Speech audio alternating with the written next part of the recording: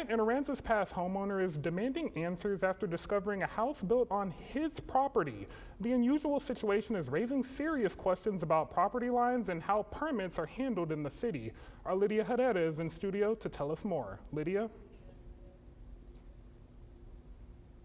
Josh, it's been 4 years since the Fuentes family bought a piece of land in Aransas Pass, land they planned to build on. But that dream came to a halt when they discovered a house already sitting on their lot. Now they're demanding answers and say they won't give up until it's made right. Everything I did was for my kids. Several years ago, Antonio Fuentes bought land in Aransas Pass for his kids, including one lot meant for his daughter Dolores Hudson, who is currently battling breast cancer. Dolores planned to move from Corpus Christi, but can't now. A house that isn't theirs is on the property.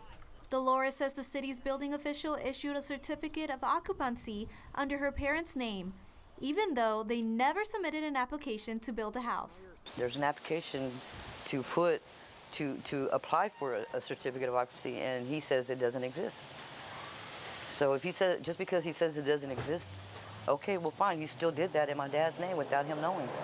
Antonio and Dolores want to know how a neighbor built over their property line. Despite Dolores emailing the city, Aransas Pass Mayor Jason Knight says it's a civil matter. It's pretty much out of the city's hands because it all goes back to one of your first questions is the city does not have a surveyor on staff. So if something like that happens and the city's made aware of it, it turns into a civil matter with the landowner and the home builder. And ran with it, and this is something we need to do. At a council meeting last September, city officials mentioned Antonio's case when discussing adding a $100 fee before permit application to help cover the cost of a surveyor to verify property lines, but the council voted it down. Dolores says she's done everything she can to help her dad, but now they'll have to wait for the civil case to play out before there's a resolution. I'm at a loss because I don't know what else to do. You know, I've tried, I've talked to so many people, and it's like it's like they don't want to get involved, you know, and it's sad. It's sad that nobody will help somebody in their community. He's been here 70 years. They won't help him. 3 News reached out to the neighbor that built the home for comment, but he declined our request for an interview. Josh, back to you.